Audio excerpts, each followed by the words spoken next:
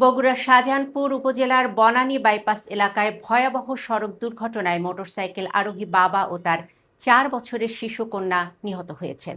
এ ঘটনায় গুরুতর আহত হয়েছেন নিহত ব্যক্তির স্ত্রী। সোমবার সকাল 7টার দিকে ঢাকা বগুড়া মহাসড়কে এ দুর্ঘটনা ঘটে। নিহতরা হলেন পাবনার সুজানগর উপজেলার গোপালপুর গ্রামের আনিসুর রহমান ও তার 4 বছর বয়সী মেয়ে আয়শা খাতুন। স্থানীয় সূত্র জানায়, সকালে স্ত্রী ও সন্তানকে নিয়ে মোটরসাইকেলে করে গন্তব্যে যাচ্ছিলেন আনিসুর রহমান।